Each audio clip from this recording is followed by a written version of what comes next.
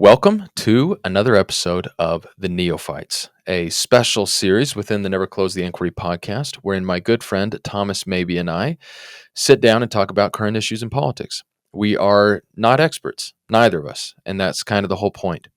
If we repeated our conversation today with the benefit of more time to think things through, it would be different, maybe in small ways and maybe in big ways. The message we're trying to convey is that it's okay not to know. It's okay to keep learning, and it's okay to change your mind. In fact, it's probably good. The fact that you believed something before doesn't mean that when presented with new information or upon reconsideration, you're still locked into that prior view. It's okay, in other words, to never close the inquiry.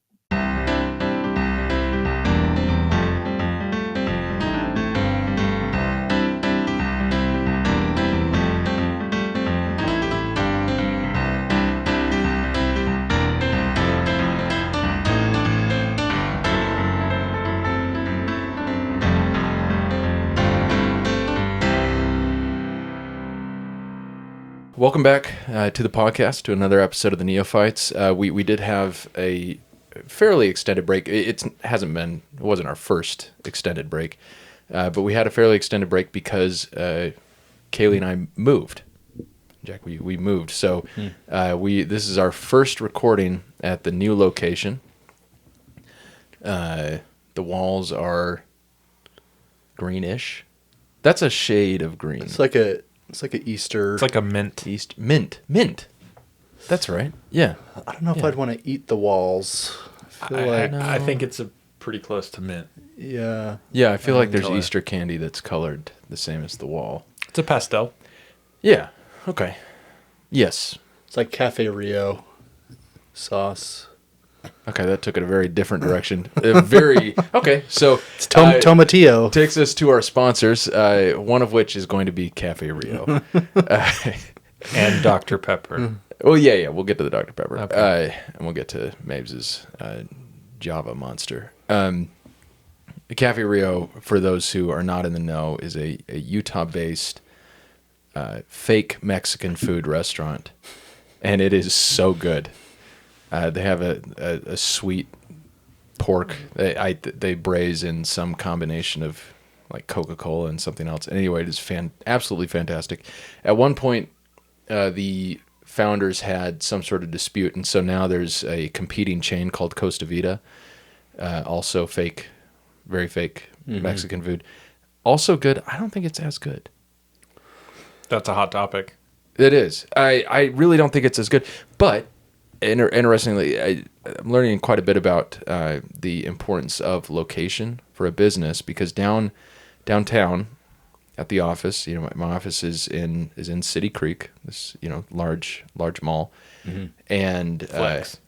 there are a lot of well, okay. Look at me. Look at me. Yes, I work in a mall. No, but there are a lot of office buildings on one end of this mall, and at the basement of our office building complex, there's a food court, and upstairs from the food court, but still kind of in this same building, is a Costa Vida.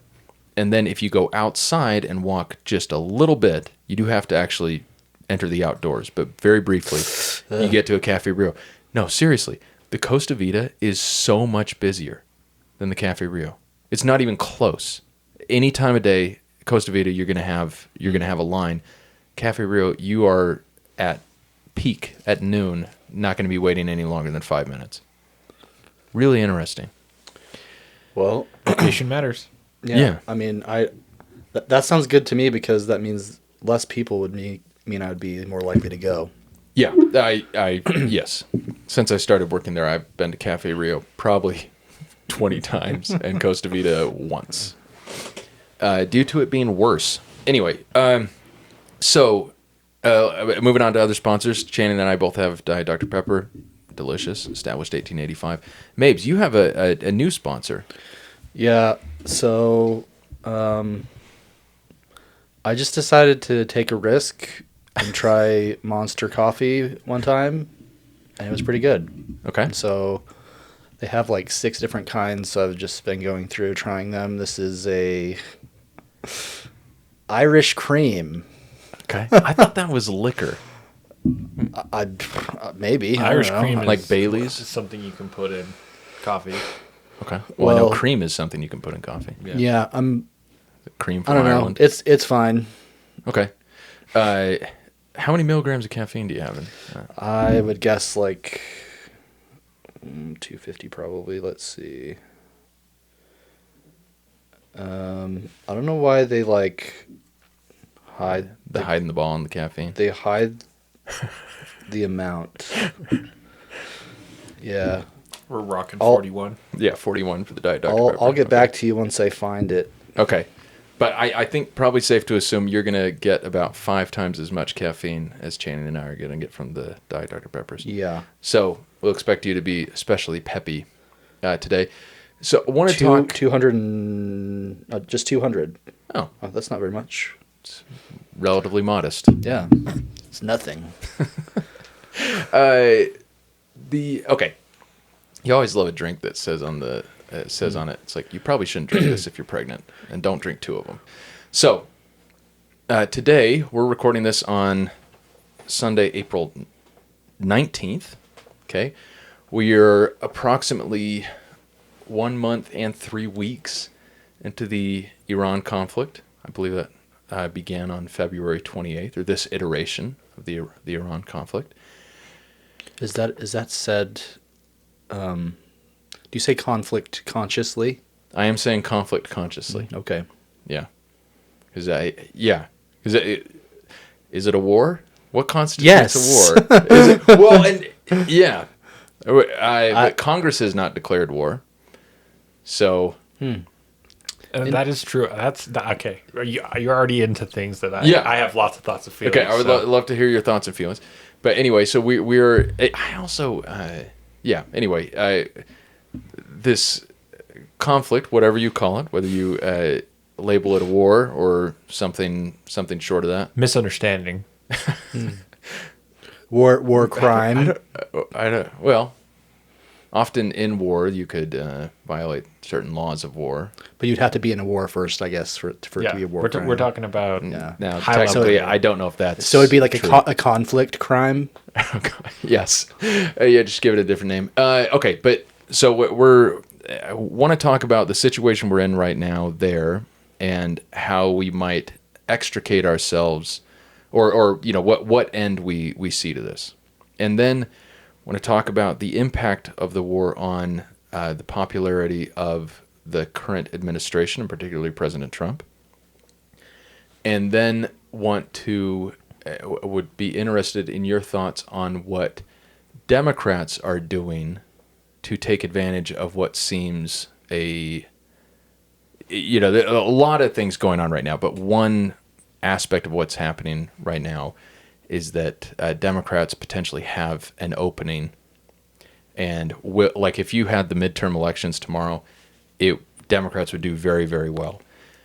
And the question is, what do Democrats actually stand for, other than what they've run on for essentially the last 10 years, which is not being Trump, which often is not enough of a sell, but sometimes actually is. Yeah.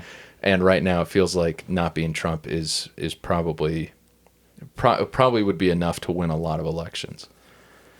So, you wanted to start with questions, though? I mean, we could. It's completely unrelated. How completely unrelated? It's just to politics in general. Okay, let's start with Question. I've heard, and this is probably something that people that are into politics talk about all the time, that. Okay. but since I don't care, I don't think about this stuff. But because of this podcast and other things, I've been kind of forced to pay more attention. Because you are a politics podcaster now. Yeah.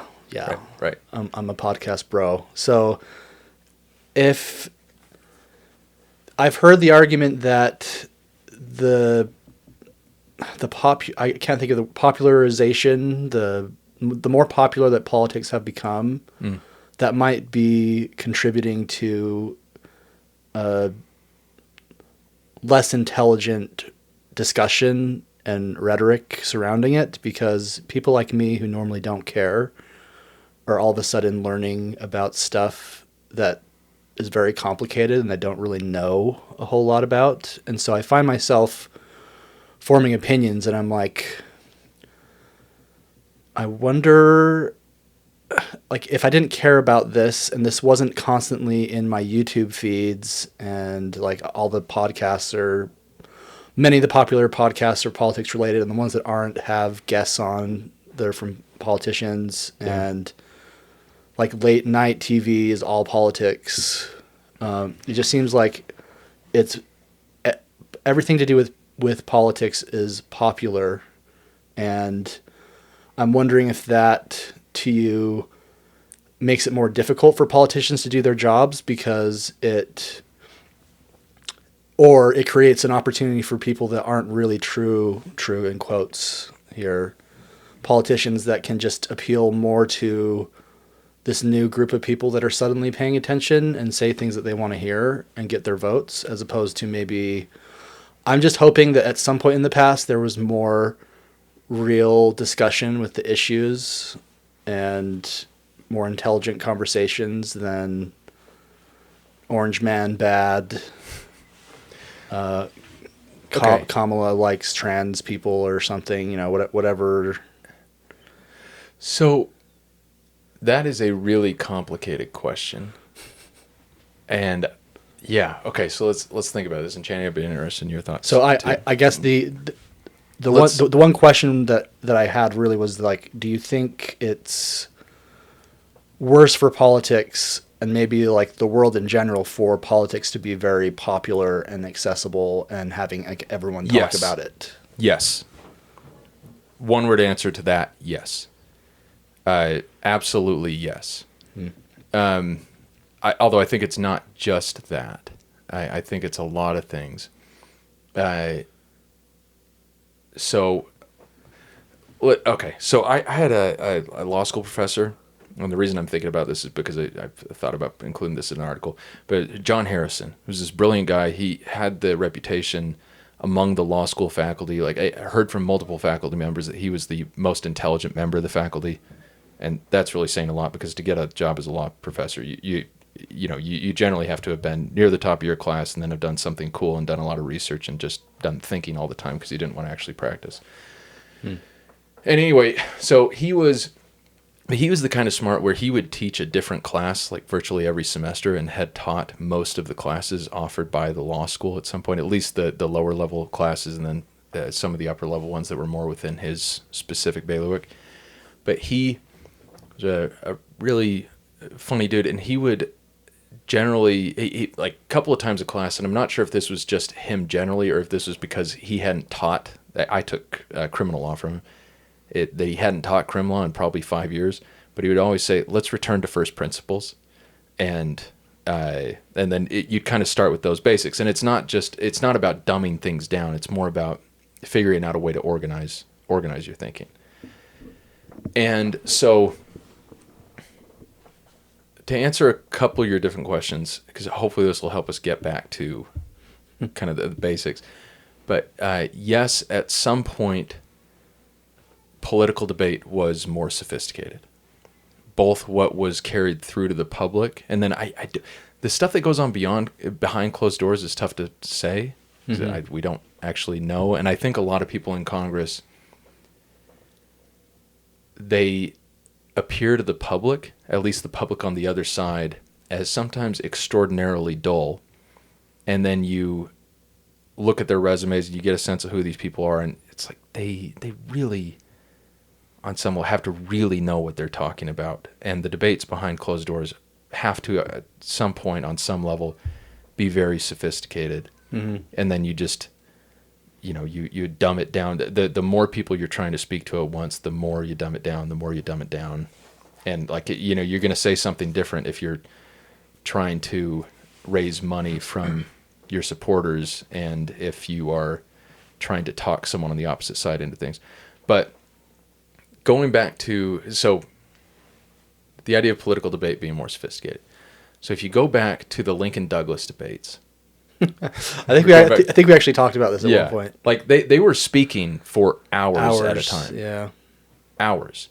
And then you go forward a century, you go to the first televised presidential debates between Kennedy and Nixon, and they had like 8-minute opening statements that they gave, and then they had several minutes to answer each question that was given. You go through, and then you go to the day, and our televised presidential debates is literally you only have time for a soundbite, and then you're moving on. It's not really a substantive debate. I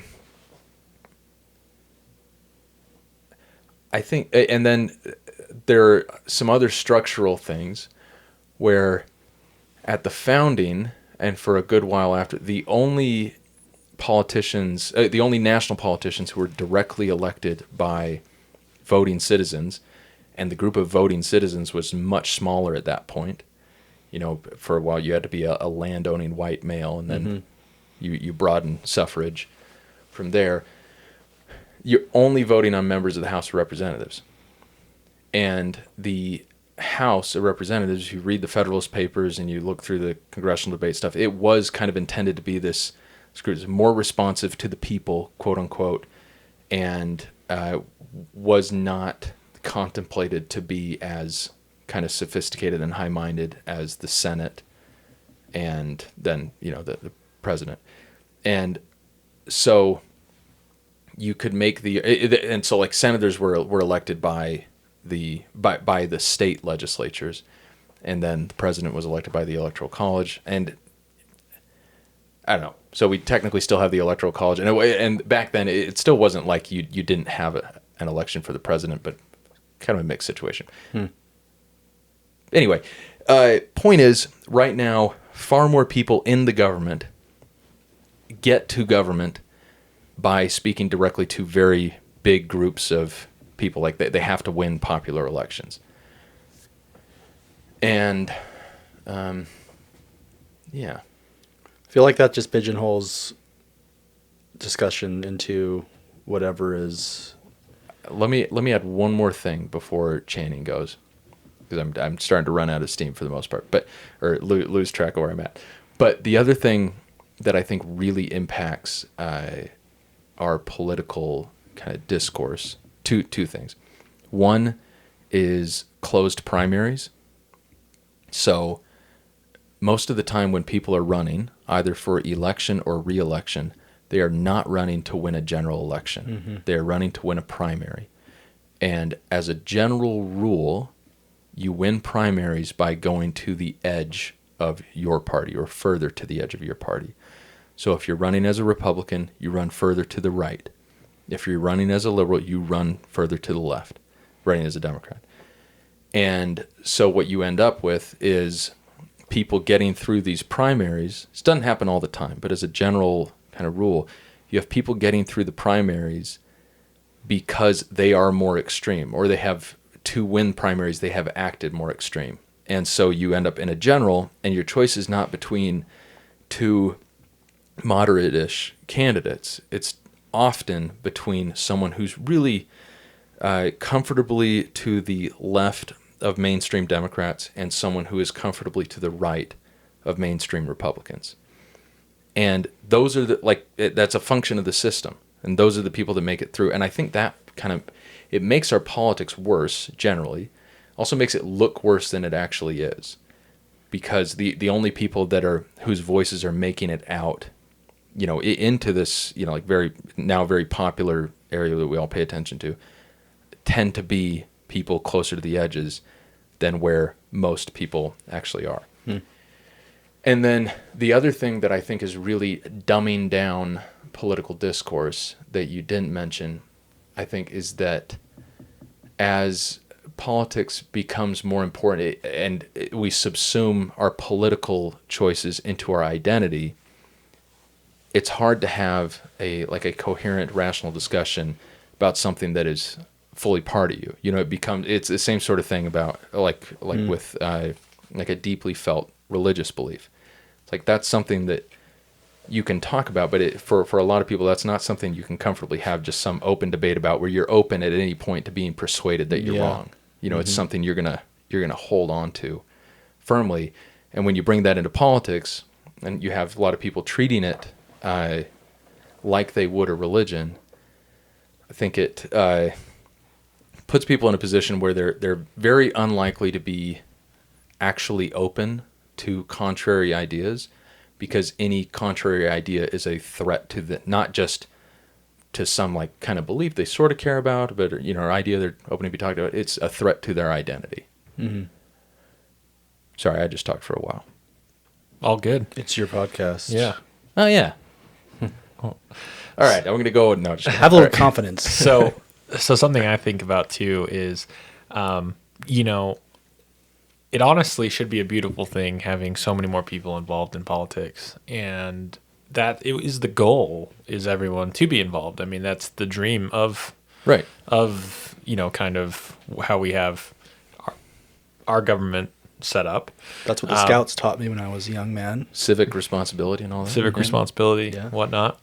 I think what part of the challenge is we now live in a world where we can get so much information and easily produce information.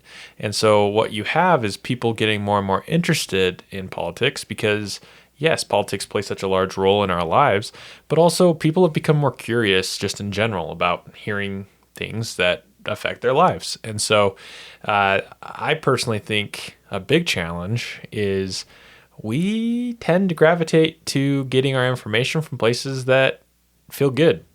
So, like I like the sound of that, and I feel like they give good information. We tend to go back to those sources over and over, and we create biases, whether we recognize that or not. Recognizing that, I hate to say it, but no matter how any place says they're as unbiased as possible, I would definitely still branch out, right? Because everyone has biases, and that's just that's being human. And so I think except the New York Times. But go on. So I think that's a big problem of it is that people get their sources, they have their sources, they keep hearing the same things, they join like-minded people, and you just kind of funnel yourself into these areas where you have a lot of people agreeing with you, right? Yeah. So like it reinforces that your belief is the right one. And then you run into people who have had their beliefs reinforced by peers and by other things. And then you all of a sudden have these two sides clashing, and there's not a lot of room for, conversation about it and discussion. It's tribalism. Can I add something to that? Sure. Because I think there's a phenomenon that builds off of that is interesting for us living in Utah, and then as we're talking about Iran. But, okay, so stipulated that we have all these groups, and like if you want to, you are able to get your news solely from people who agree with you and will make you feel good about who you are. Well, from you, and you'll be able, on the internet, almost no matter how weird your personal beliefs are, you will find a group on the internet of people that fully agree with you. Oh, yes. Like it does, it's a big, big world, and we're so interconnected that if you have like some idiosyncratic set of beliefs that are only shared by 30,000 people around the entire globe, you can find those people in about 20 minutes. Hillary Clinton's leading the lizard people, and they're turning out the frogs gay. Yeah. There are going to be some number of people who believe that, and you're going to find all of them. You're going to find all of them on the internet. Yeah.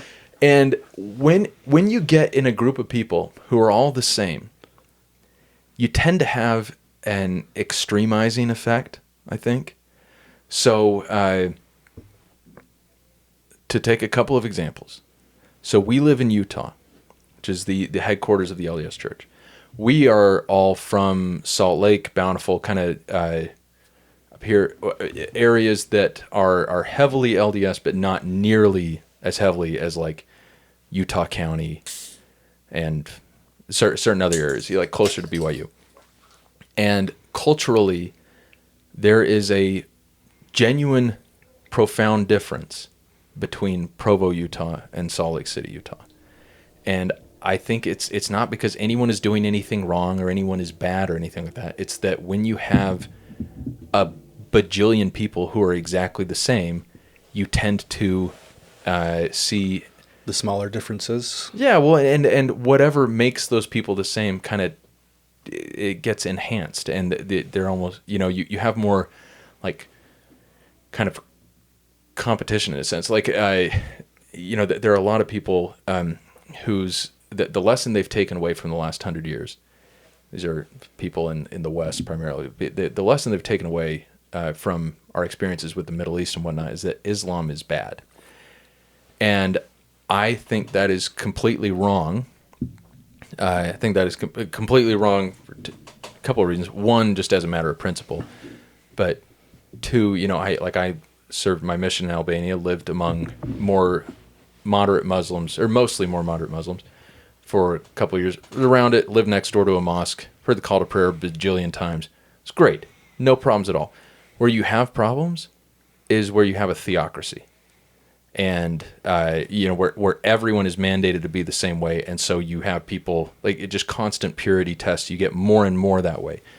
Where you, and it's, I think, myopic of anyone in the West to not realize that you have the same problems with Christianity or any other religion when you give it the power of the state. You go back a few hundred years, 600 years, and in some places less in Europe, where you have Christian theocracies. 300 years.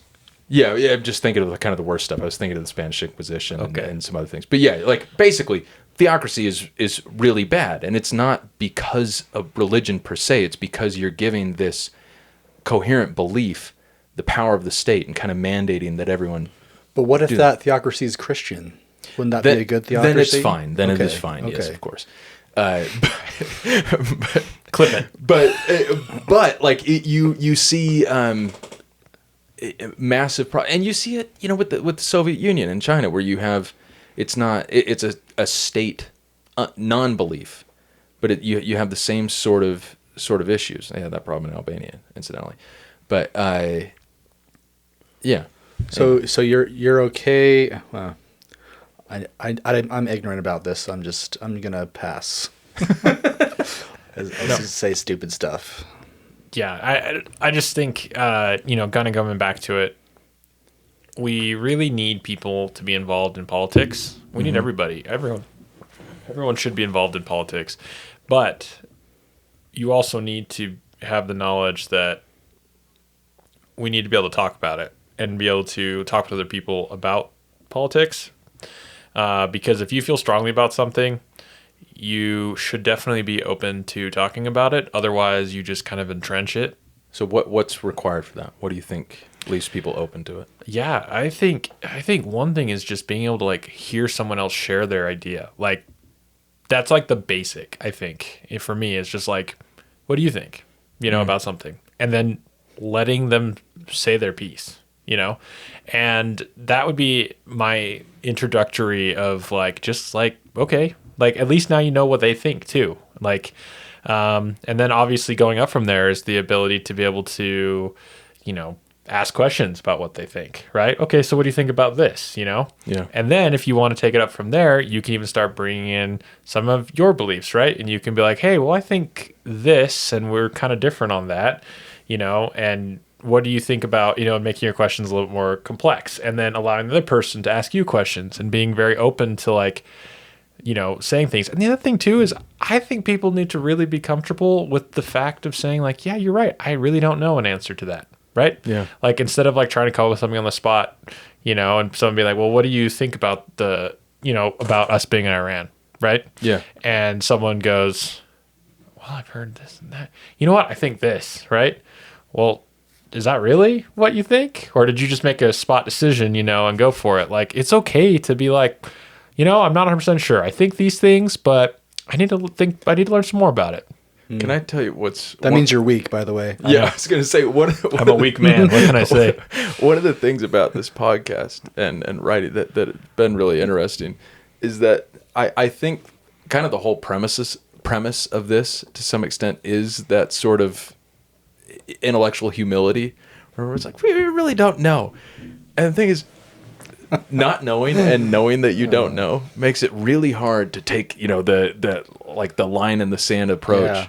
I found that very frustrating as I learned more about the politics stuff and looking into it and getting different opinions. And when someone is very bold and like, the Republican Party is a terrorist organization, and anyone that says otherwise, XYZ, And when we get in charge, like blah, blah, blah. And I'm like, my visceral reaction to that is like, okay, like relax, take a deep breath. But the other part of me is like, that would feel really good after like feeling that no one is doing anything right now. If there was someone that would just like say the truth, and maybe that's partly what Donald Trump's charm was. So I was about to say, the thing is like, that's what people say, like, well, no one says the truth, right? But then you get someone who says the truth according to them, and everyone hates it. And you're like, yeah, that's why this sucks. Like, you've got to be very careful with like, Well, when someone says the truth according to them, and it's not true. I mean, yeah, funny. But how many things though is that where you don't feel that that's true? Like someone says something even though they think it's true, and it's not, and that's why you have to be so careful. Well, what I was going to say is when someone is very, very bold in their pronouncements and everything, they will get some percentage of people who are like, finally, finally someone is willing to do the right thing, coming from the left or the right. But then the other side, you just recoil. And when someone comes off that strong, I can tell you. So I obviously think about politics a decent amount. I have now talked about it publicly a decent amount. Gross. Gross. But even before then, terrible human being. Even before then, I think people knew, people I know knew of my interest in politics and would talk to me about politics. And when someone comes off really strong, I generally, it's kind of... You instantly lose respect for them as a person and don't believe anything they say. Not exactly. Oh, okay. Not exactly. I tried. But I do think it's like probably just not worth it to have a conversation. So I'll just let them go and just kind of like, oh yeah.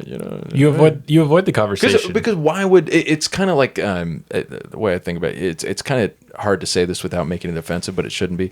But there's this great passage in the New Testament where Jesus talks about not casting pearls before swine. The way we have to look at it is that all of us have pearls and all of us are swine from time to time. But every now and then you'll be talking to someone about politics or whatever else, and they say something and it's just like, it is not worth it for me to try and engage, because all I am going to do is waste my time, make this person mad with there's no upside. Like you just further entrench them in whatever idea that just they further have. entrench them and make them less willing to open up to me going forward. It's like, so I'm going to intentionally lose this battle for hopes of maybe one day winning a war or a different war. Yeah, I think Channing's strategy is the way to go for that. If you can tolerate a conversation, would be just open-ended questions and then leave it at that. Well, that's right. You ask a lot of questions, and then if you don't have, this is where you can learn a lot from people, even from people who don't necessarily know a lot. You can learn why they think what they think. Yeah. It's really good information. It's hugely helpful. That getting to the point of past of like, I think this, you're like, why? Yeah. Because the why is just usually so much more powerful for your understanding of how you think of things. Because, they may be coming from a point where you're like, that is true. So many people go through that would maybe have that view. So maybe my point of view needs to change a little bit to compromise a bit, because like from my way, yes, this is my ideal of how this would work. But in recognition that doesn't really work for someone coming from this side. Like, it just doesn't. So the point is how do I make it so that I still get, something and they can get something, and my perspective may change because of their why, right? It's like my why and their why. How do we help both our whys to get? Because I could stand on a thing all day and be like, well, my why, I want it to be 100% fixed. Yeah. Right? Screw those guys. Yeah. But that's not right. Like, that's not how we survive, because otherwise you're going to get screwed. Like, no one wants to get, get hosed. Yeah. So anyways. Well, okay. Now 3 thoughts, because of that last thing you said. So a lot of people, I think by nature, it's difficult to lose battles, quote unquote, to lose conversations. It's difficult not to come out and like say that, why you're right and that the other person is wrong. It's hard to swallow what you're going to say, which often kind of means swallowing your pride. It's hard to do that. So One, it's tough. But the second thing I was going to say is pretty often I see this a lot at work with negotiations, trying to get settlements done. So where parties start out very far apart, and they, it seems you might have a situation that seems intractable, and then it turns out often what you just need to do is figure out what exactly one side wants and what exactly the other side wants, and find where those are compatible, or where you can kind of scratch both itches, because you often can. It's like, one side wants a certain amount of money, and the other side, they are saying hard that they don't want to give that amount of money, but if you make it a settlement over time or something like that, then maybe they're a lot more free to do it, or they get this other thing, and you can get deals done. And then I had another thought and I forgot it. Oh, no, I remember it.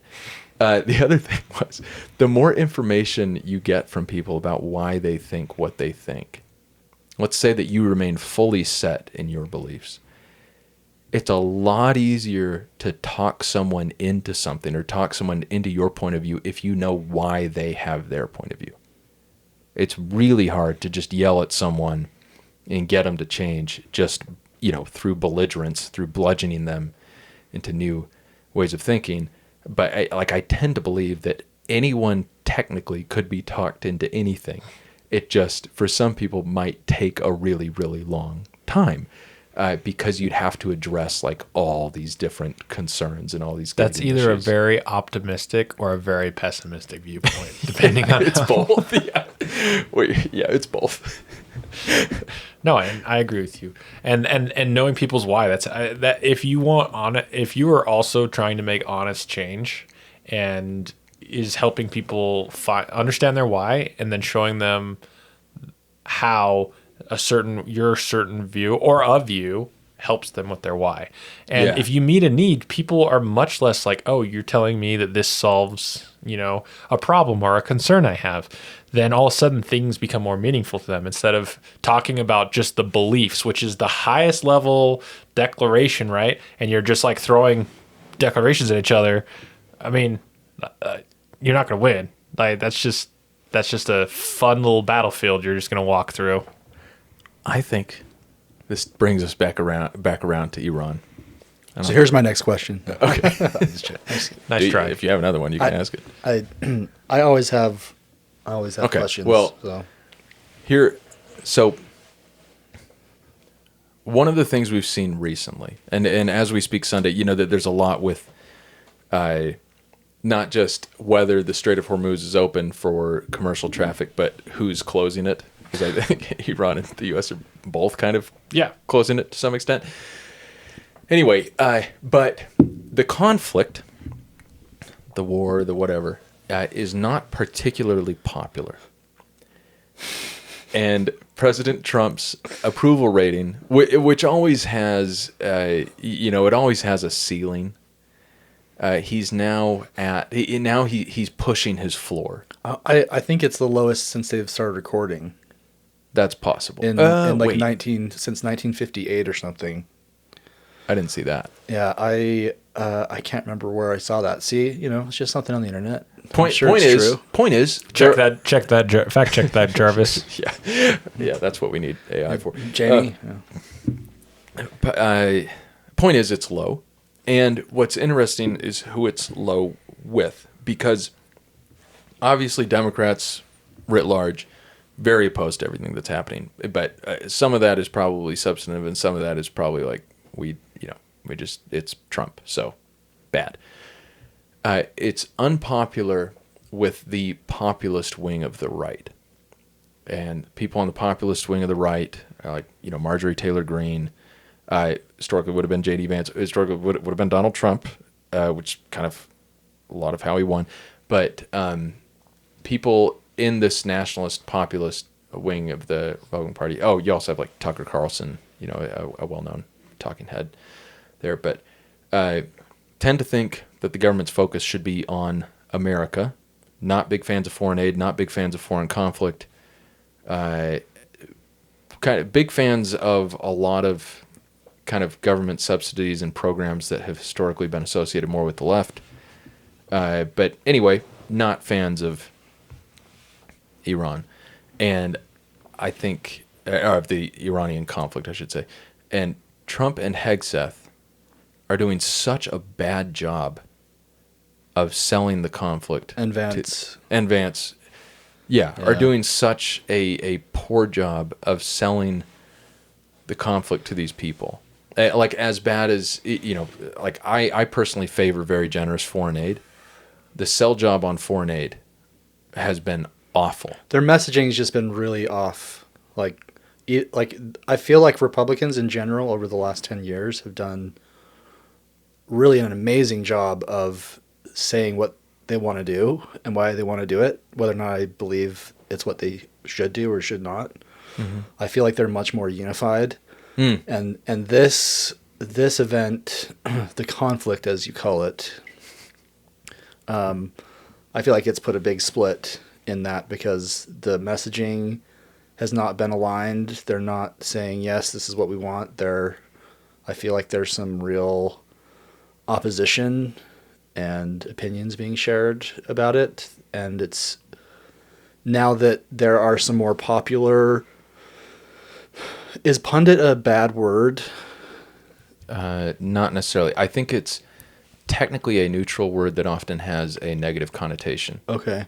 Well, just people that speak... I think we are pundits right now. Okay, all right. So it's a great thing. Punditry abounds. Kiss your mother with that, man.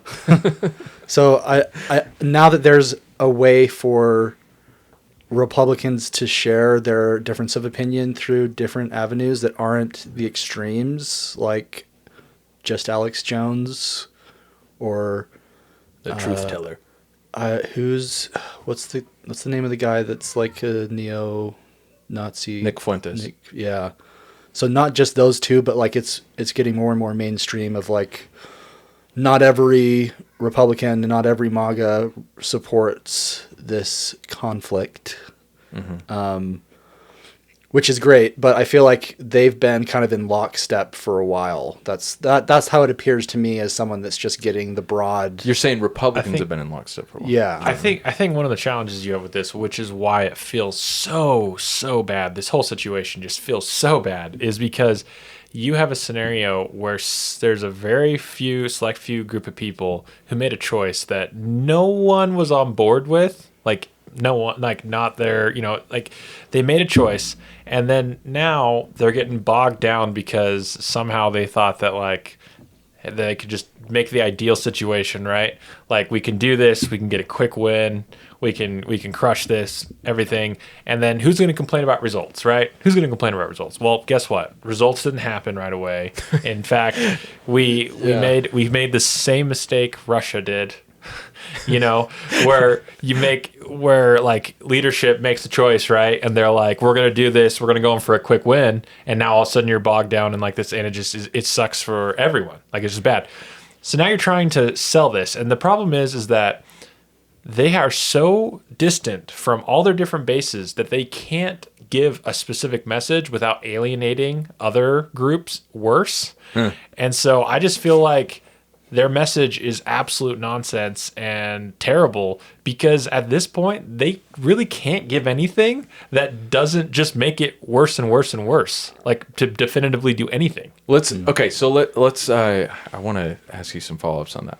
So it's interesting with them coming in because Venezuela went very well. He got away with it. Yeah, you yoink Maduro, as we discussed in our last podcast. You yoink Maduro, and now his deputy, it turns out, is much more compliant, and you basically effected regime change with very, very few casualties and no American casualties.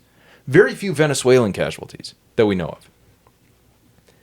Okay, and so Trump, like a gambler, wins one, and he's like, all right, let's double up. Is anyone complaining about the results? No one's complaining about the results. Yeah, no, in Venezuela, it's like, he shouldn't have done that, it was a war crime or whatever. And it's like, you can say all that, and a lot of that might be true, but no one complains that hard. It's like, we get some better access to oil, a better regime in Venezuela, maybe do something about drug stuff. It's like, all right, fine. And we did it with no casualties? Oh, nice.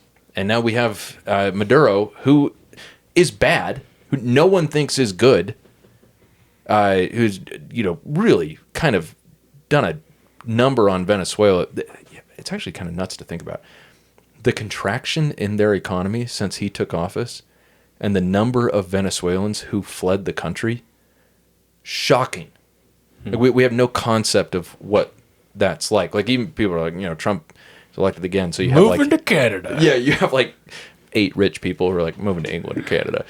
It's not like, a quarter of the country has left, which is pretty much, I think, what happened in Venezuela. Anyway, so Venezuela happens and Trump's like, okay, that went actually pretty well. And Iran is a problem. It's a bad government. We don't like them at all. They have been incredibly annoying. They fund all these various militant groups who are going after Israel, which Israel really doesn't like, and depending on your perspective, has either provoked. Well, anyway, Israel has done a lot to. There's also that take care of that problem. The oil pipeline. There's also out there. oil, which we really do care about. And the thing is, people are always kind of, they get mad when it's like, oh, we're starting wars just for oil. But then people really like cheap gas. People really like cheap gas. I know I really like cheap gas. Everyone really likes cheap gas. I filled up the car just the other day, and it was like $90 something. And like, yeah, the thing is, for these Americans in Middle America or whatever that are really removed from any kind of conflict, like, it's annoying when all of a sudden you're paying, like 70% more for gas, which I think is pretty much where things are. It's like, I think the average price of a gallon across America pre-conflict was like $2.75, and it's currently over $4, I believe. Anyway, point is, Iran is just so different from Venezuela. So different. Their government is so much more entrenched, so much more powerful. Their government is basically a religion. Their government is which religion. was not what Venezuela was. I mean, right. These were apples and not even apples and oranges. I mean, you're talking about like cows and apples, right? Like apples and marmots. Yeah, you're totally opposite things. I mean, that was the thing is we were talking about it last time. We were like, okay, this happened the day before or something, right? Yeah. And we're like, okay, so uprising of the people is what he's hoping for. Was what really unlikely. Really unlikely. I mean, the whole government. Anyways, here we are. Yeah. Almost 2 months later. Been no uprising. No uprising because they really didn't have the resources to do that. Too many people were on the same page to stay in power. It wasn't like it. Yeah. Well, that's like this. The Islamic Revolutionary Guard Corps. It's like that's like 275,000 people or something. It's a very large, ideologically driven paramilitary force, and they're not the only one. They have multiple paramilitaries who are all or presumably like they're ideologues. Mm-hmm. Like if you wanted to have an uprising of the people that was going to be successful, you'd need to outfit like all of a sudden a very large army. Yeah. Anyway, and it was one of those things where I'm not much of a fighter. I tactically know about fighting a little bit. And for one of the things that you're a Boy Scout, you always want to do is if you're going to open up a fight, you want to hit your opponent as hard as you can, and hopefully drop them, right? Like I don't know much about fighting, but this is making sense to me. I mean, ideally, and you hit them as unprepared as possible, right? Because if they're a prepared person, that this is not going to be a one-hit wonder. This is. By the way, is this a good time to note that you and I boxed once in high school? Yeah, didn't go well for me. I was too short. I could sneak in under your longer blows. You popped me right in the neck. Do you remember that? Wow. Yes, I do. You got me right in the neck. It was awful. That's all I could reach. Anyways, but so from my extensive boxing history background, but like I think this whole plan was quite wild. He used the exact same playbook as Venezuela, except for we weren't yoinking someone. We were like, we don't need to yoink this person. We're going to just kill it. Yeah. And so it was the same formula, and lo and behold, it is vastly different layout with just everything. The economics, the government, the location, the allies. I mean, just pretty much everything was just different in this situation. The stakes. Yeah. It's true. The 100%, the stakes were so different. I mean, all the superpowers don't really care about what happens in Venezuela, right? Yeah. No, Well, if the attack on Venezuela fails, it's like, yeah. But if all of a So it sudden would have been embarrassing. another Bay of Pigs. But all of a sudden situation. you start something in the Middle East, and guess what? That's in striking distance of a lot of countries. It is. Yeah. Also, all that oil, like you're starting real stuff. So the point is like, you did the same thing, and now you're in it. Well, can I tell you something? I was reading about this today, and it's interesting. So, fairly early on in this, because right now we still have these kind of like dueling blockades of the Strait of Hormuz. The thing about blocking a strait, it's relatively narrow. I think it gets down to like 24 miles across at its narrowest. It's like I finally looked at a map. It's really quite small. It's where it necks down. It's pretty narrow. It's narrow. It's pretty narrow. It's Yeah. like in these terms, it's Sure. narrow. The thing about that is that it's not really that difficult to block. It really isn't. You do not need that many people or that many That's why they boats. or mined that many- it. Yeah, or that many mines. You don't need that many. Because if you're piloting a commercial vessel, like you're going to want fairly strong assurances that the risk to you and your person and your vessel is virtually nil before you even try to get across. You're literally a floating duck. Yeah. No, it's like I'm just going to chill here and wait for you guys to figure it out and tell me I'm fully safe to go. Because, it doesn't take much of a threat for people to like, I'm not even going to try. And they're businesses. They're not soldiers. right. Like- And so there's also the business loss and then the human loss. And Am I going to risk this for business? No. no. And then the other thing is that, so when Iran first closed the strait and it turned out they had mined it, the Trump administration said, they're getting questions like, did you guys think they would close the strait? It's like, of course we knew that this would happen. Like, we knew that this was a risk. It's like, I think that's true. Like, the U.S. has done war games about what would happen, if Iran closes the Strait of Hormuz. It's done that for decades. The problem is that to clear it, we could do it. We could go take Karg Island, which is further. That's not in the Strait of Hormuz, but it's like we could take control of Iran's oil industry and all that, and we could clear it. But we couldn't do it with no loss of life. So it would require like an actual, like a genuine military effort. We couldn't do it just with planes. Couldn't do it just at a distance. And there would be casualties that then President Trump would have to go talk to the American people about. And I read an article today about how that's kind of been the conflict at the heart of this, is that he really hoped this would be easy. Then it's not easy, and he goes back and forth between like, oh crap, if we expand, we're going to have a lot more casualties. We will be at war. We'll be at actual war. Like, that's not good. I really don't want to risk that. And then so he, to try and force Iran to the table, takes to Truth Social to make it wild statements on this theory that somehow that will get Iran to make a deal. Which he's like 0 for 4 on now. Like, we'll destroy your whole civilization next Tuesday. You bet. By the way, that was funny. Maybe I'm too jaded after 11 years of various Donald Trump pronouncements. But when he said that, there are a lot of people who are like, he has threatened genocide. This is the red line. I'm out. It's like, nah, it doesn't feel that different from a ton of other stuff. It's just what he does. It's what he does. That's the problem. Is it should be concerning, because if a president says something like that, that should be indicative that hellfire is about to rain down upon a country.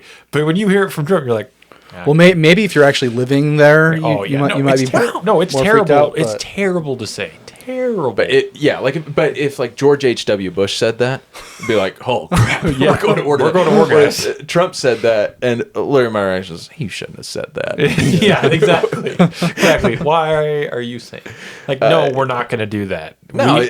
The United States, the people would we would actually do something about that if Yeah. because he's also walking that fine line where he hasn't yet done something so egregious, which is crazy. I'm not defending it, right. But he hasn't done something so egregious that, and I was talking to you actually about this a couple days ago through text, I think. Yeah. Where I was like, isn't it crazy that we live in a world where a president, can like start a conflict, which is really a war, but it's a conflict because it hasn't been declared a war by. Yeah.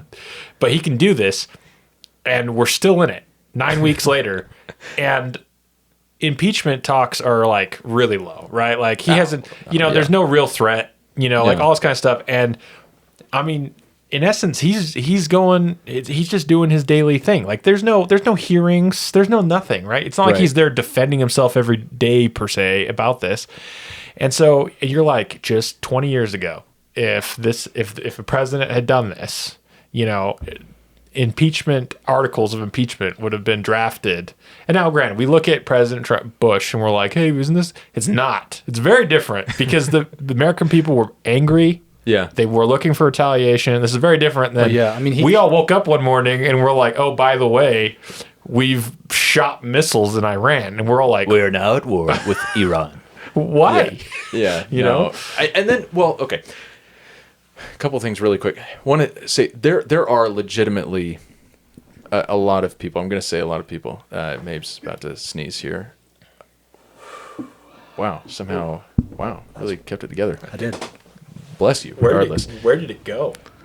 Sorry, that's a secret. Secrets. But there are legitimately a lot of people who think that we should have done what we're now doing in Iran a long time ago. Sure. And who would prefer that we actually finish the job and change the regime and all that. Like and when we say a lot of people, I don't mean percentage-wise as like a percentage of the American population. But if you look at the number of people, it is going to be it's not a non-zero. 8 figures. No, it's not a non-zero. Like Iran is actually bad. It's worth noting. So the Iranian government in recent months, obviously in January, killed like 30-something thousand of their own citizens in a matter of days, which is another reason that they're not like looking to rise up unless you can get some assurances that they've got about 10 million people in an army. It's like, I don't know if I'm going to rise up because they killed like half my cousins in January. Yeah. And I don't have a gun. So are you saying Muslims are bad? I'm not at all saying Muslims are bad, but I am saying that state ideology is probably bad.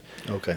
But anyway, and then also Iran has had an internet blackout throughout this whole conflict. They're on day 51, I think now, of internet blackout, where they don't let their people on the internet, which they claim is to prevent the U.S. from messing with cybersecurity and whatnot. And you could actually probably make that case.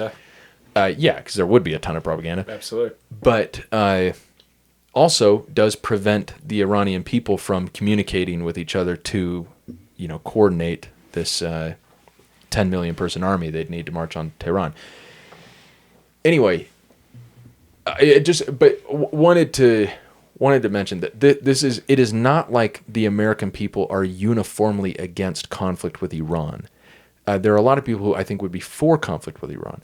What I do think people are more or less uniformly against is this strange middle ground where you haven't gotten rid of the bad regime, and in fact there are strong arguments to be made that you have just pushed out some more moderate people and actually left more extreme people now in power, which is a whoopsies because they weren't super moderate to begin with.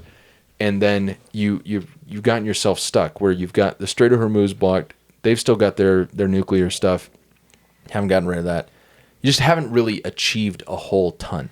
Now, at the same time, I do I read from a wide variety of sources, and there are people who think that Trump has just about broken the will of the Iranian government. I find that a other people are not saying that, and I find these others not saying that to be more convincing. I had a different point before I started this whole monologue, and I don't remember what it was. Well, did we ever talk about the Nepal stuff that happened? No. Oh, we were talking about Trump and tweeting and saying things, and then not doing them. That's where you're coming? That you're going all the way back to that? Maybe not. Oh, well, just the three ahead. things, the three crazy things he sent out. So Easter morning, tweets out, open the effing straight. Praise be to Allah. Yeah, praise be to Allah. Easter morning. In in our now Christian nationalist nation, and then the next one was apparently not a Christian nationalist nation. Apparently not. Then Trump wanted to end Iranian civilization. Mm-hmm. Okay. And then he became Jesus. And then he became our Lord and Savior Jesus Christ. Let's not forget he picked a fight with the Pope. Oh yeah. He's now fighting with the Pope. Yeah. Our president is now beefing and his Goonies too, because with the Pope. Yeah, I think Vance and Johnson both came out and were like, "Yeah, the Pope really needs to study up on this stuff because he's wrong." Look, it's like, whatever. Just it's so. Why funny. are you even acknowledging? Yeah. Why? What? I don't know. Yeah. You guys are like don't you get the role of the Pope? Like, like how dumb are you? Like, it's his job to say don't do war. Like, we'll forget about the thousands of years of history before that. But now he's like, don't do any wars and stuff, okay, guys? Because we should be nice and like get along and let's pray together and not be horrible to each other. And they're like, oh well. I like the Pope's brother more because he's MAGA, and it's like, well, the Pope's brother one is not the Pope, but the Pope, an American guy from Chicago, big fan of the White Sox. That's awesome. He's the Pope. Like, he's not supposed to. He's not this spokesman for American foreign policy. Yeah, it'd be really creepy if he were. I wonder if it was like a Chilean or something. Just I think you meant awesome, but someone from a different place. Yeah, I wonder if it's the fact that he is American that it triggers. The Republicans. Possibly. Well, let's not say Republicans, all Republicans. Well, okay. Trump and his various employees. One thing I just want to point out here, too, is really interesting at the time we're in, just in general, the last couple years and everything. I think the three of us share some pretty different views about some things. There's a lot of views that we do overlap. But Thomas is nodding here. But we also actually have quite a few views that I think we're probably actually pretty far apart on a couple things as well. That I think, but I also think we've always had a good. One of the reasons we've been friends so long is we have the ability to talk about those things and respect other people's kind of like beliefs and where they're coming from. And it's just interesting that the time we're in is just so polarizing in a lot of ways that.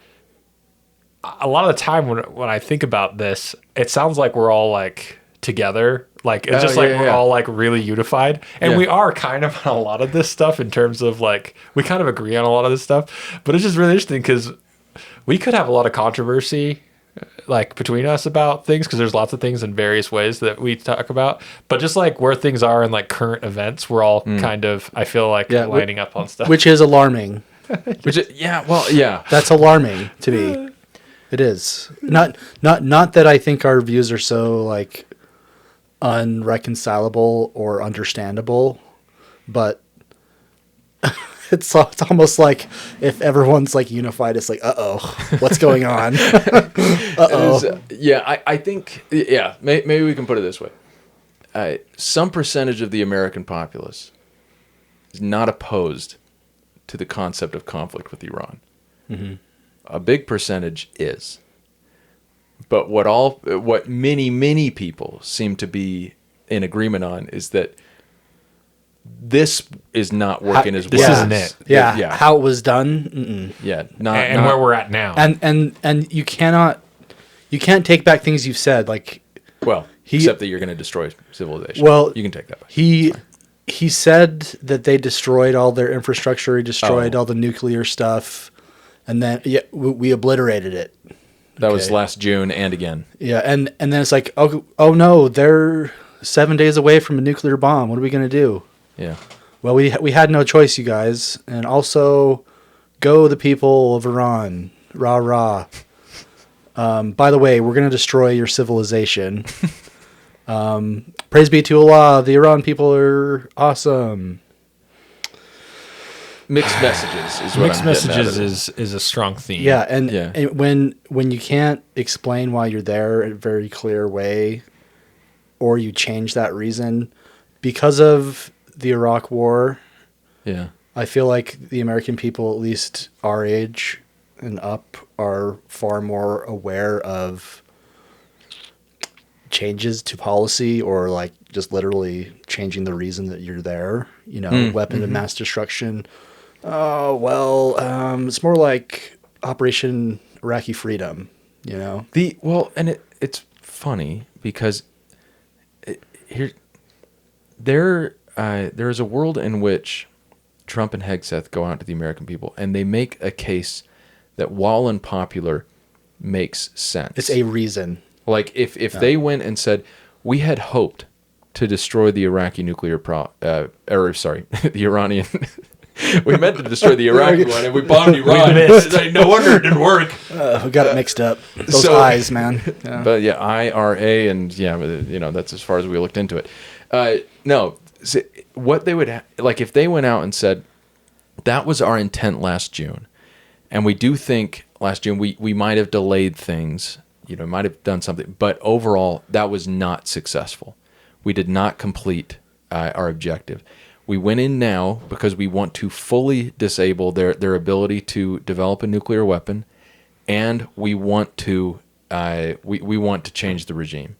We feel like they have been an active antagonist of the United States and the U.S.'s allies in the region for the last 50 years, and we did not think this was going to get better anytime soon.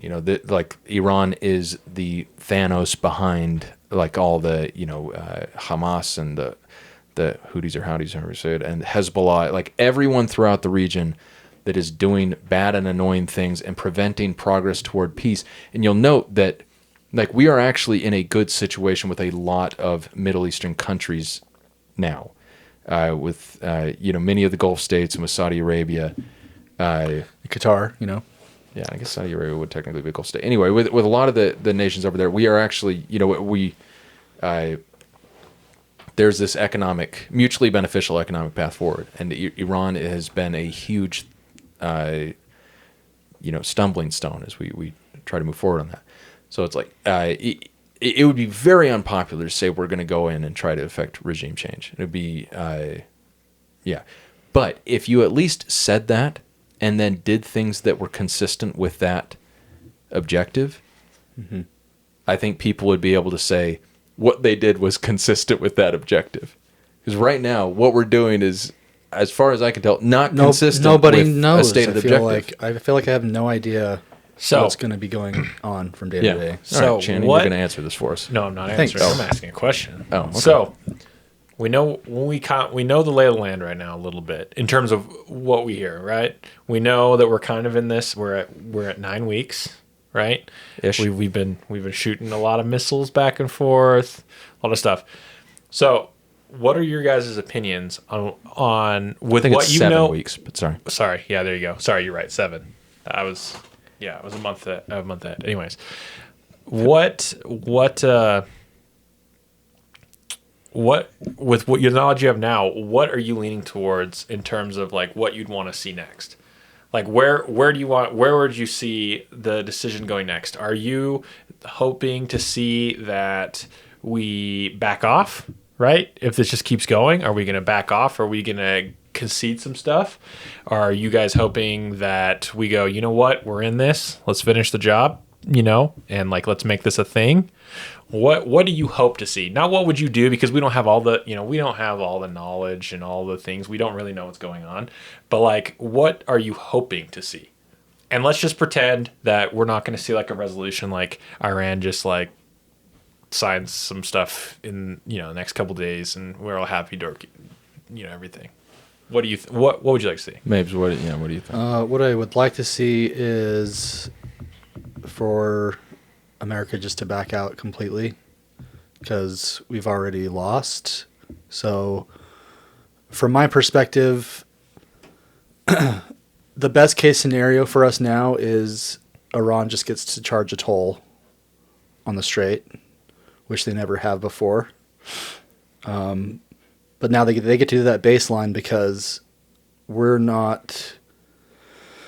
or Trump seems to be not willing to send troops in, which I'm grateful for. And I don't see us solving anything significant without some pretty heavy moves at this point. And I would rather us just pay a toll for oil on the Strait, because I don't see a way for us to get out of this looking good or having accomplished anything. So I'd rather us just get out now. I would. And that's coming from a very pessimistic person. I would like to see some of what I think we had under the Obama deal. I would like to see, and I think we could. I'm not sure how we get to this place, but I think they wouldn't shock me if this is where we got after a few more weeks of whatever. Iran gives up its enriched uranium. Maybe a lot of people just stopped listening and said, there's no way. But Iran gives up its enriched uranium. The U.S. either gives or sells to Iran uranium enriched sufficient to do nuclear power, so like 3 to 5%, not 60 and up, which is what they have now. Don't really care about them getting the $20 billion in funds that they've got frozen elsewhere. Maybe that can be some financial consideration. And Strait of Hormuz is open. And if we give them the $20 billion, hopefully we can get out with no tolls. Maybe this is not basically what I'm saying is. I mean, I don't think what I want is any less likely. Or any more likely? Or any less likely? I think both of us are living in a fantasy land. Well, I don't think unless there's significantly more stress going on with Iran than we know about. It seems like they're just calling our bluffs every time. And I don't see... I'll push back on that slightly. I think what Iran is doing... With the Strait of Hormuz closed, that is economically damaging to the United States and pretty much anyone who's affected by, oil coming out of the strait, which is most countries. Iran is also economically damaged by it. So I tend to think that authoritarian countries can withstand certain kinds of suffering longer than non-authoritarian countries that are more susceptible to the populace getting very annoyed. But I do think, like for example, if we just kept the blockade up for some 5 months and kept bombing stuff, the price of gas would probably get pretty high. We have like other $400 a barrel or something. No, it wouldn't be that expensive, but it would be expensive. But over that period, like the damage to the U.S. would be high. It's not just oil that comes out of Strait of Hormuz. So I don't want to say stuff that's too crazy. Like there would be some suffering on the U.S.'s part, but I'm not sure it would be more suffering than that incurred by the Iranians. And I don't know if they care. That's the hard thing. Yeah, they do care, and care. I think from other people's complaint about the blockade is it is attack. It blockades hurts hurt the citizens, right? Mm-hmm. Especially like the citizens of Iran. Iranian. Uh-huh. So I think that's difficult. I'm not sure exactly if it's like what I want to see. This is what I would like imagine seeing. I don't think our administration will back down because I think that would lose them too much. in terms of their power of making whatever they do. want. Trump will try to sell it Oh, as a he's massive gonna victory. He will sell it. Well, hold on, Channing. We both told you what we want to happen, so you can't say what you think is going to happen. Oh well, obviously, What do you want? We were being semi-realistic. No, and I wasn't. I wasn't. Well, no, you say we're living in a fantasy land. Not true. We're living in Utah. Yeah. Point being, without much real information about what's happening on the ground. But go on, Channing, sir. Yeah, I mean, if I'm gonna pick like what I think is going to happen, or want to see, it would be pick a side. Obviously, make a choice, right? Are we going in big? Are or we going in out? big? Yeah, you gotta pick one way. Okay. Based on, and I guess this isn't my hope. This is what I think is more likely. Well, what I think is more likely is we'll maintain the status quo for a very long time and eventually just bleed us and Iran into some concessions.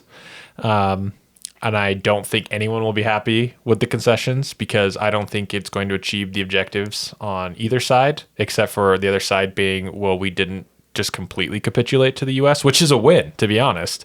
In a way, that's a win. You did not completely capitulate. Yeah, you had to give up some things, but you went up against one of the biggest countries in the world. You're not expecting to win.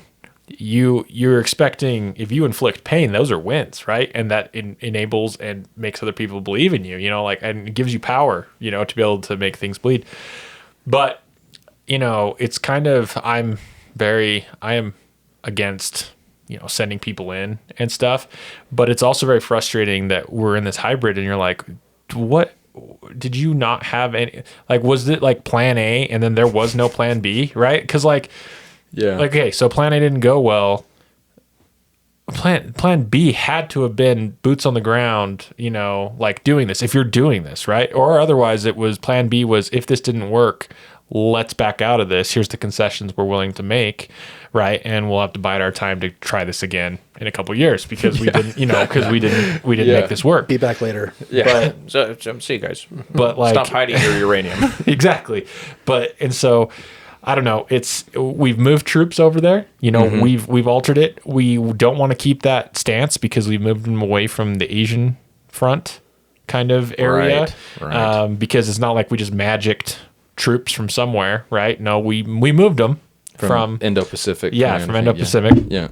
So, we've made some changes. We don't want to keep the status quo, but it's kind of like with Trump, it's scary because you don't know if one day you're going to wake up and it's like, we're moving troops in, right? Like we decided this had to be done, right? Let's move troops in and now we're going. What's really frustrating is we're 50 some odd days, you said, into this. Our Senate failed to make any changes to government, to war powers or to make any movement on that. What I think's crazy is the Senate, they're just whining about can Trump do this? It happened. Okay. It happened. Right. He did it. Let's not worry about the censorship right now, considering we're still in it. So the what I think is really frustrating is how the Senate isn't, okay, what do we do now? Right? Are we going to vote?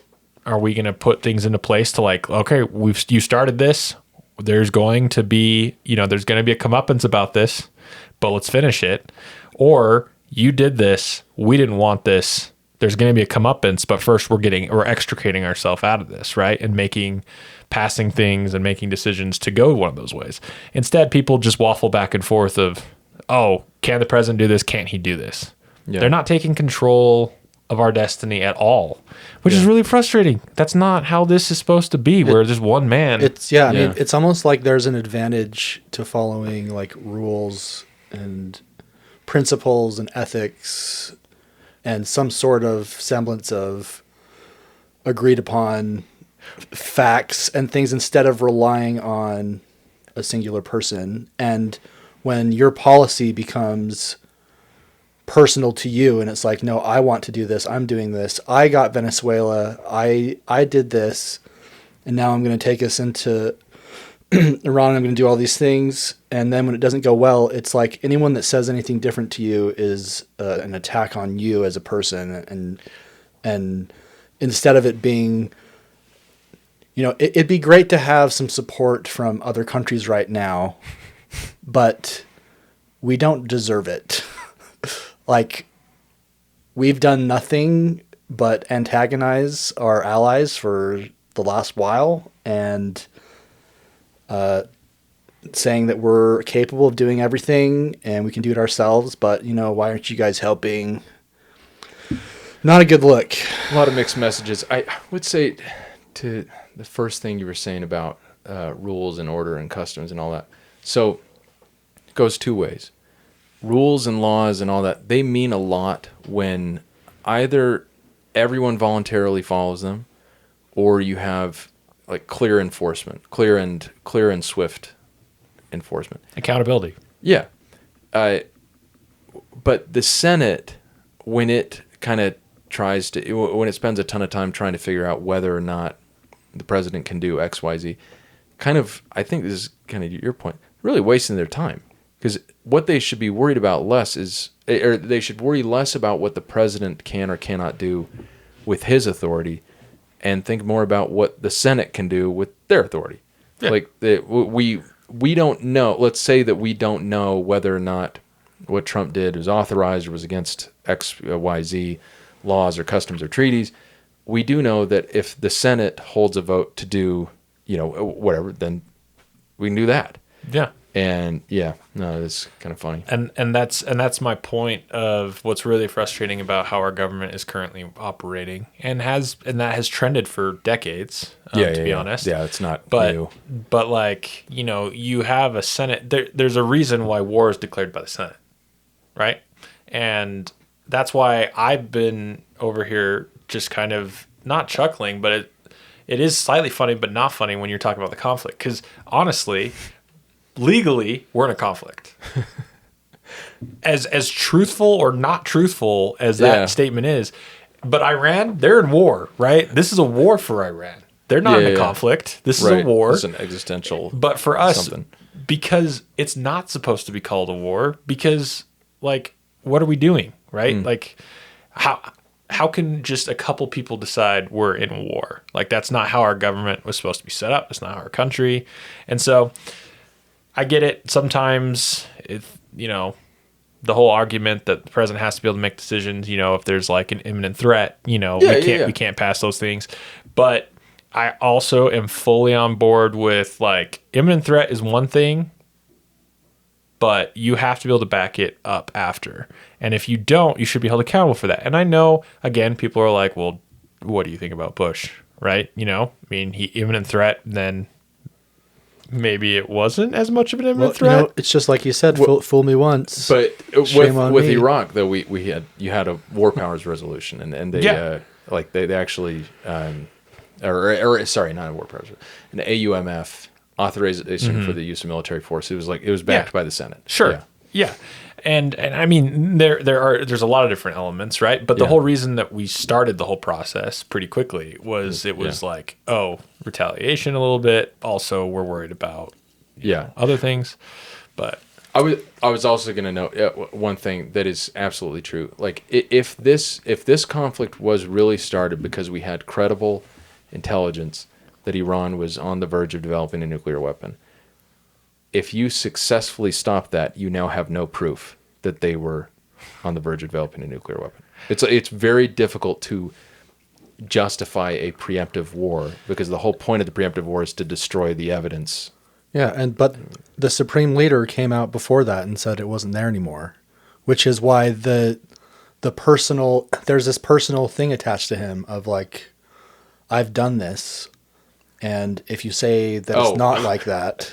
Can I just say, for a minute, you said supreme leader, and I was thinking of the Ayatollah, and I was like, what do you mean? Oh. You're thinking of our president. Yes. Okay, yes. I was confused for a second. Yeah. Sorry. Like, Iran is actually called the supreme leader. So is that... You gotta be careful. Is that a dry sense of humor, or is that... like why... What you just did? Yeah. Or is it just... I think for a dry sense of humor, you had to realize you were trying to make a joke. Yeah, I mean, I wasn't really, but I was just, it kind of was. Yeah, okay, all right. But Supreme Leader, I guess, didn't. Yeah, no, you're right, though, that Trump painted himself into a corner by announcing kind of ahead of time, like we have completely destroyed Iran's nuclear program. They're at least 2 years behind where they were previously, and it turns out maybe like a few days. I don't know. Here's one other thing that is a struggle with what I have on this thing is if it was a true and imminent threat, worthy of like no heads up, like this is just happening, this should have been all out. Yeah. Yeah. Like if the threat was that bad, you finish it, right? Yeah. Because it's imminent. It's imminent. You can't. There's no. We destroyed these things. We took out this leader. You need to rise up and then give us your stuff. No.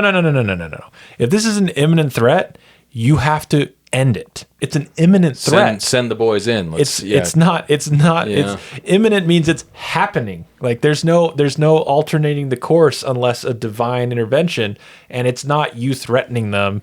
I don't know. So I think that's what to me hurt the credibility of a lot of this was if it was truly imminent, then you had the belief that when this all panned out, you would have people being like, I don't think this is right, but I understand why you did it. Right? Yeah. Like if we're all in trouble and you're going to put American lives, that's because there's more American lives in danger than what you just put. Anyways, it's actually a good point. That's a frustration. The U.S. like bet 1,000 instead of going all in. You know, they should have just gone for the jugular. But that's my other thing about that is they did 1,000, which so what's worse? The fact of there wasn't an imminent threat and now we're involved in this, or that there was an imminent threat and we have these half measures, right? Like, which is worse? They made these choices and you're messing with, no. Anyway, so the point that I kind of feel is I don't think they would want nukes coming at them. And so that must have not been that serious to them if they weren't going to like end the threat, right? So like go all in. When you say them, are you talking about? Sorry, like our leaders, our leadership, like Trump, okay. Right? Like our leadership wouldn't want nukes coming over because A, it'd probably be directed to them, and B, it's just bad in general. And so I think they would have taken this a lot more seriously if the threat was imminent, which is the word of the presidential powers. And why it's frustrating of just accountability. That's actually a pretty legitimate point. I mean, it's not like either of us want that. I do not. But if there was, then if there is actually an imminent threat, no, we want that fully taken care of. Yeah, we're not interested in threats. Especially with a country that's led by religious. I mean, I kind of feel like we let North Korea get away from us a little bit. Yeah. So a funny thing is, the North Korea thing goes a couple of different ways. Because North Korea North Korea developed nuclear weapons. Now means we kind of can't touch North Korea to some extent. And some people make the argument, it's like, North Korea has nukes in it. Like, what is it actually doing? Yeah, no, absolutely. And so, like, if Iran has nukes, like, what are they actually going to do? And sure. It's like, maybe nothing. Then at the same time, a counter to that is that Iran is like 900 more times more important to the world's economy and all this than North Korea. Yeah. You also have two giant countries right next to North Korea that care deeply about some of the things they do. China, Russia, which have historically backed them at times and different things. But you do have these two giant superpowers that also slightly regulate it a little bit. Yeah, a little bit. And Iran, not as much. I mean, everyone has an interest, right? But it's not like right next to, these superpowers in terms of like size and other things. So I do think Iran's different than North Korea to an extent. I think the other challenge too, another just difference is, we have South Korea is very U.S. friendly. Extremely. For self-preservation in a large way. But like, we have a very large military presence there. Yeah. Where do we have as much in the Middle East? Well, is that an awkward reference to us withdrawing? Well, yeah, kind of. Israel. But also realistically of just like what else is right there for like, I don't want to say quick reactionary or anything like that, but like what else is there to like actively combat and hold it in check? Other powers, than Israel. Not a lot. Israel. Yeah, and we've avoided somehow talking about Israel through this whole thing, which is probably good. just another complication in all this. Well, if you also think about it, in full disclosure, Uh-oh, I mean, here we go. Israel. Here we go, guys. Israel is important, but it also is a little bit less of a factor for us as Americans. And when we're looking at the like big scheme of things, of like, hey, here's where we're at. Where that we're is getting out of this. anti-Semitic, sir. And No, you're you're right. like, and then all of a sudden you're like, oh yeah, we got in this partly because of our ally, which No, Hagen doesn't think so. has been kicking some hornets' nests a little bit. But also, I also understand. I've thought about it a lot, both sides, right? Of Palestines, and also from Palestinians, sorry, and also the various Palestinians, Israelis, and like all that kind of that area, and you kind of see it from both sides. And so I can kind of understand where both sides are kind of coming from a little bit. Yeah, I obviously don't fully No. understand it and stuff, but like you look at this and you're like, man, this is just a crappy situation because No, that's the shortest way to put it, is that it's a crappy situation because every side of that, like having none of us three really have a stake in anything over there. Yeah. But I do personally know people who do. Sure. Who have family in Yep. various countries over there. And yeah, no, it's a crappy situation where it's just really, really crappy. And the way everyone feels, you could write up, it's like, okay, no, I kind of get that. And if Yeah. I were raised there, I would probably feel Sure. pretty similarly. So does that mean we just look after ourselves? No. I am, Or is by looking after ourselves looking after Israel? that's hard to say. It's hard to say. Dang. I don't really know. I thought for sure I'd get a yes or a no out of you there. No, That's so so- surprising. Yeah, I don't really know. Some people's answer to that would be yes. Some people's answer would obviously be no. I don't really know. And that's the thing. People have very strong opinions on Israel, one way or the other. And whenever people have very strong opinions, one way or the other, that makes me think that I'm probably not going to form a super strong opinion about it before I really, really know what's happening. The one thing for sure about the Israel situation as it relates to Iran is the more I've listened to people talk about it, the more I just hate everything about it. It's complicated and bogged down in so much history and relations with other countries and religions, and then you get really horrible historical events that get brought up and talked about and compared to, and people are sensitive to all sorts of things for good reason. And it makes rational thought and dialogue feel very difficult to come by. And because, I mean, I understand that what I'm saying is, I guess ironic might be the word, but one of the only things I'm sure about is that we can't really be sure about anything. And that feeling only gets more frustrating the more I try to understand what's going on. And I don't know if that's my fault for not being able to take a stand and be like, okay, what Israel is doing is manipulating us and that's bad, or Israel's our ally and there's so many things that it's such a good relationship for us to have, and I just can't figure it out. And I feel like, just one last thing, I feel like because I can't make a decision, one side or the other will say that I've already made a decision. Yeah. Let me say just a couple of things to that. One, I think taking a stand in most contexts is highly overrated, because most stands, like in at least in politics, most political stands are taken without full knowledge of why we're taking. It's like you're taking a stand for the sake of taking a stand. And often what that does is not like move the world in a better direction. Often what it does is just shut down dialogue with the people you'd want to have dialogue with. It will align you with people who are now like, all right, you're on the good team, and now it'll put you across from people who are like, okay, that person's now on the bad team. I do not view that as helping anyone.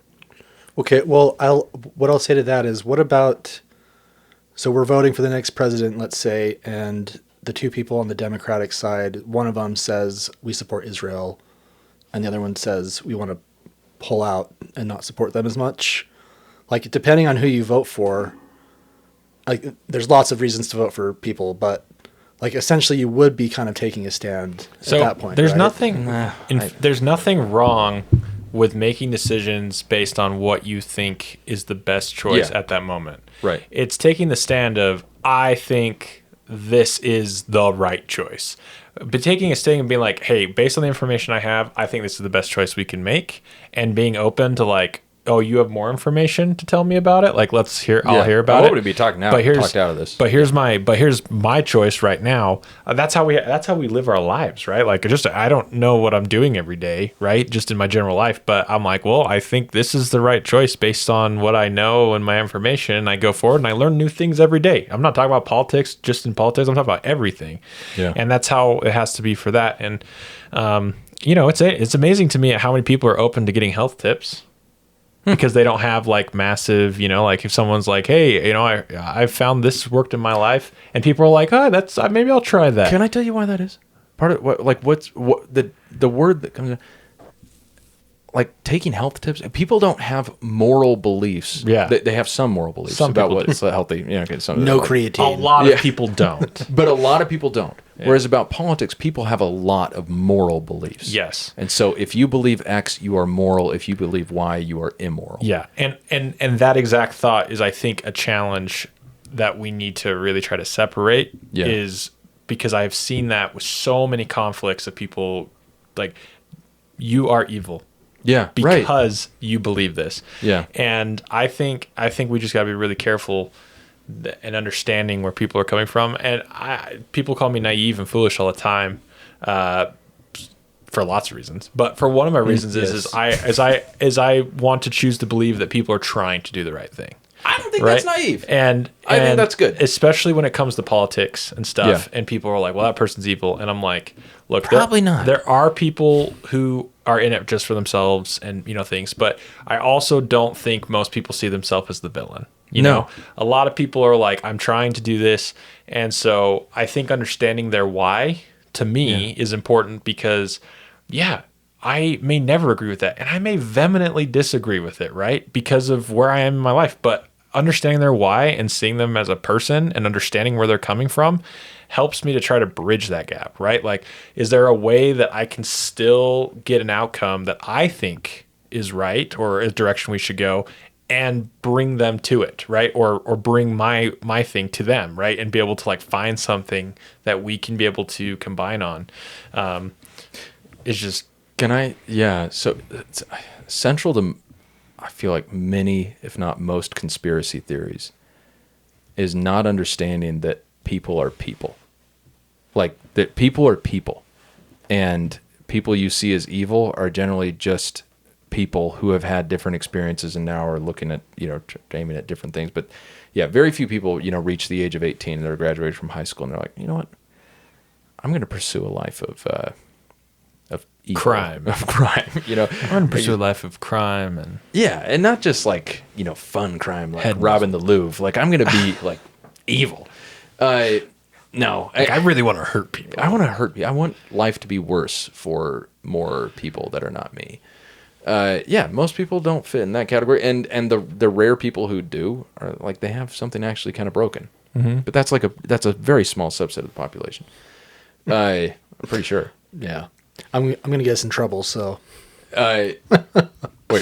I think politicians are a very special subset of human beings. So often, yes, because you have to be a little crazy to look at like this big country or this big state or whatever and think, hey, I should be in charge. I can do that. I can do a better job than that guy.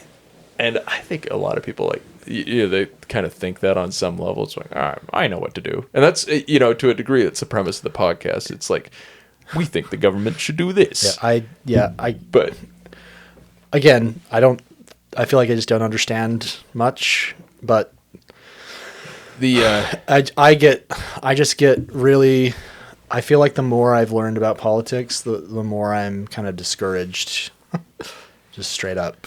I think one thing that is definitely can be very discouraging. I think the one thing you can try to take solace in is that people want to be involved. People want to have a little bit more say and control of how things are run, and take solace in the fact that we are also in a phase. This is new. We're in new territory when it comes to just information. Yeah. People having information and being able to give content like, look at us. Yeah. This wasn't possible 20 years ago, right? Like, you couldn't have just a bunch of random people talking about their things. Thank goodness. But I think to have the hope of like, okay, this is growing pains, right? And we can make it into something that's beneficial. But yeah, right now is a bit of a mess. Yeah, we'll figure it out. Let's. Okay, I know. Closing prayer. Oh man, yeah, and treat the Lord for solace at this time. But no, I the last thing I'll say, and I get the closing word because it's my podcast. I think we forget, like for us in America, we have many advantages, whether you want to call them blessings or luck, whatever. And one of them is that we don't really have existential crises as a country. Like we've never fought an existential war, not since the Civil War, and before then not since the Revolutionary War. Like, it's not a common thing for us. And in the Middle East, I think there are many countries. I put Iran, Israel, Jordan, Lebanon. Like they are all pretty much constantly either in some sort of existential conflict or at risk of existential conflict. And it's nice that we don't have to understand what that feels like. Yeah. I'm proud to be an American, for at least I know I'm free. I loved that song in elementary school. Yeah. I mean, we can go on about the whole topic of how incredible how stable our government has been for so long. I thought you had to wrap up. I do. Okay. All right. Shut up. That's what I'm saying. I was saying some other time. Shut your lips, man. I said some other time. Well, we'll end with that. We'll see. By the time we next record, let's see if predictions come true. See what's different. Yeah, let's see. See you in 2 months. No, hopefully we'll see much sooner than that. But yeah, we'll see what happens with Iran and the other stuff. There's like a lot of other stuff that's going on. I mean, we haven't even talked about anything that's going on in the Supreme Court. Oh, there's just like lots of stuff about that. I mean, yeah, Iran's just the kind of the big elephant in the room that you kind of talk to people about. But there's like a lot of other stuff that's going on all the time. As far as elephants in rooms go, it's a substantial elephant. It's a very big elephant. So yeah, but yeah, okay. Well, good job, guys, or bad job. Yay! All right, and that was the interview.